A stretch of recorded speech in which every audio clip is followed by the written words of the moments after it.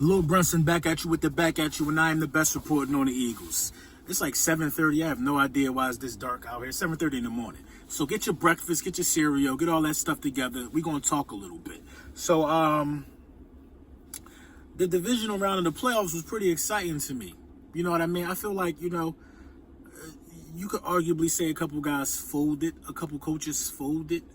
And, it just was good football, man. I took the last 2 days off. I'm working on improving the channel, new logo, new intro, just doing an overall tech refresh on things, man. I'm trying to keep things as crispy as possible, man. I'm trying to go all the way up for 2020, man. That's the mission for me, man. The mission for me is to be bigger, better, and uncut. Shout out to South Park. You know what I mean? I'm just trying to go all the way up. You know what I mean? Are the Tennessee Titans going to the Super Bowl? I feel like if the Tennessee Titans can beat the Chiefs, they're winning the Super Bowl. You know what I'm saying? That's just how I'm feeling about the Titans right now. You gotta look at what the Tennessee Titans done. By far, it's the most impressive thing this postseason. They were able to knock off the Patriots, a top tier defense. They were able to knock off the Baltimore Ravens, a top tier defense, with the MVP candidate as the quarterback. Hold him in check. Had him looking real average. They forced him to throw a bunch of times, especially when they got down. They forced him to throw. And, he didn't have Mark Ingram. The running game wasn't the same, which helped propel his success all season. And he looked pretty average. He's still going to win the MVP, but it's something y'all got to know about the MVP, man. The last person that won MVP and won a Super Bowl was like Kurt Warner. It was like 2001 or something like that. It was a very long time ago, man. So the MVP and the Super Bowl don't really go hand in hand a lot of the times, man. I think the last person to win MVP and even be in the Super Bowl was Cam Newton, but we know how that turned out for Cam. You know what I mean? So, Lamar Jackson should just be lucky that the MVP is a regular season award, because Lamar Jackson looked like a soup sandwich with a helmet. I mean, he ain't look like the Lamar Jackson they was boasting and bragging about all season, but I heard a lot of excuses about him. I heard a lot of excuses about his performance on the field. A lot. He turned the ball over 3 times, 2 picks and a fumble loss. You know what I mean? You can't make this stuff up. Had that been Carson Wentz, he would have been nationally crucified. But since it's Lamar Jackson, it's just his second year, no biggie. I get it. He young. He still got to grow. He found success in his second year. He did his thing. But you know what I mean? At the same time, man, the playoffs come down to this, man. The elite arms most likely going to go the distance in the playoffs. The elite arms are going to go the distance. Was Baltimore overrated this whole time? They couldn't stop Derrick Henry. You know what I'm saying? The Patriots couldn't stop him either. Was Baltimore overrated this whole time? Or is Derrick Henry just emerging as one of the best running backs in the game? There's a lot of talk about the Ezekiel Elliott's, the Saquon Barkley's, the Christian McCaffrey's. But Derrick Henry is doing it purely running the ball. He's not looking for that many receptions. He's just running the ball. He's decisive for his size. He's elusive for his size. He's powerful. You know what I mean? He got the tools of just a guy who's just physically gifted at the running back position. He can run you over. He can run around you. I mean, he ain't got the best breakaway speed, but he's breaking 60-yard runs in the postseason. Got guys like, outrunning guys like Earl Thomas and stuff like that, man. I mean, a lot of respect got to be given to the Tennessee Titans. It ain't about as much as what the Baltimore Ravens didn't do. It's a lot got to do with what the Tennessee Titans did do. You know what I'm saying? And we could talk about the Green Bay and the Seattle Seahawks matchup for a little bit. I knew Green Bay was going to beat these guys. Green Bay jumped off to an early lead. Seattle ain't never been good at having a comeback or winning a shootout all season. All their games been close and contested, including both the games they beat us. I hope they bring the Marshawn back. Honestly, man, you know what I mean? I like Marshawn. Marshawn fit with them just well. You know what I mean? He didn't look washed up or anything. But they forced them to have to throw the ball more than they wanted to, simply because they got behind. You know what I mean? And Russell Wilson tried his late game heroics. It just didn't pan out like that, man. The game yesterday just confirmed to me that Jadeveon Clowney is dirty. The game confirmed it. He's dirty. He was all over the place. You know what I mean? Jumping around, grabbing people illegally, slinging people to the ground. He's a dirty football player, man. And it's a shame that, nothing came down on him from the hit that he laid on Carson Wentz. You know what I mean? It's just a shame.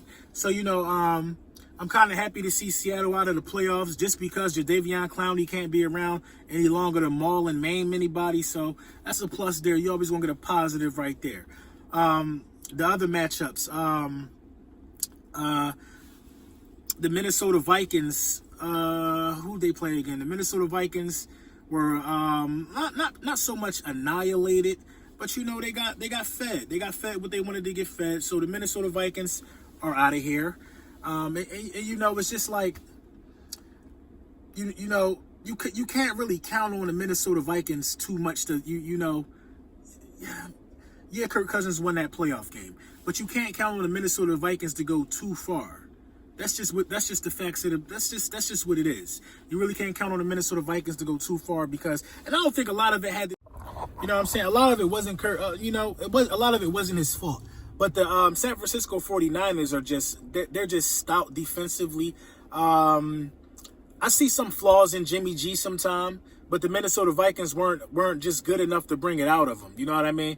The Minnesota Vikings got a nice front, but they're like a little too small. And I think that, you know, the 49ers were just too talented. And, you know, the Minnesota Vikings, second home, it's hard to do what the Tennessee Titans did. And the Minnesota Vikings, I don't think they got the coach, or I don't think they just got, like, you know, the personnel, so to speak, to just keep winning road games on the playoffs like that, in the playoffs like that. You know what I mean? And the Kansas City Chiefs and just the Houston Texans game, you know, just wow. You know, that was a meltdown. You can call a spade a spade. That was a meltdown. So we've seen two meltdowns from guys that, you know, the NFL like to call elite. We saw a meltdown from that's a meltdown from Lamar Jackson, in my opinion. You know what I mean? He was turning the ball over. He was forcing it, trying to do too much. He wasn't. You saw how young he was in terms of football years on the field. He was pressing the whole game. He was making rookie mistakes. You know what I mean? He ain't make a lot of the mistakes in the regular season, which is why he's going to be the MVP. Now, I'm not saying that's the same for Deshaun Watson. Deshaun Watson, for them guys to blow that lead like that and then end up getting blown out is something I've never seen anything like that. Oh, wait, breaking news. Detroit brings in Eagles defensive back coach as its new defensive coordinator. Wow, if I'm reading that right. They bring in our defensive back coach, who ain't been good, as their new defensive coordinator. Shout out to Detroit. We need he probably felt the fire coming down anyway. You know what I'm saying? So shout out to Detroit for getting that done. You know what I mean? But at the end of the day, man, the Kansas City Chiefs just wanted it more. You know what I'm saying? It would have just been a shame for Andy Reid to just go out like that. So I feel like the Chiefs woke up and they just took advantage of those guys, man. They took advantage of them, man. You know what I mean? It's hard to fight fire with the Kansas City Chiefs. The Houston Texans coach, man, he should be sizzling on a steak for blowing that opportunity, man, to pull up one of the biggest upsets of the postseason. You know what I mean? But it is what it is, man. You know, it's been real entertaining playoffs, man. It's been real entertaining playoffs for me, man. That's just good. You know, that's weird to hear that the DB coach is gone. I'm actually good. I'm glad he's gone. He hasn't done a good job of developing anybody anyway for us. So you know what I mean. I'm glad he's gone, man. So now we got another position to fill. We got a defensive back coach position to fill, offensive coordinator coach position to fill, and a wide receiver coach position to fill. But you know what's good about these situations? A lot of coaches just got bounced out of the playoffs. You know what I mean? So let's see who got Seattle on their staff. We want to grab somebody off Seattle. What about the Texans? You know what I'm saying? What about the Ravens? You know what I mean? It's a lot of people that we could pick up right now, man. You know what I mean? Let's let the chips fall. Let's let the chips fall where they're gonna fall. And let's look at this championship, conference championship games this weekend. More videos coming this weekend. I'm also gonna do a lunchtime with the bullies today.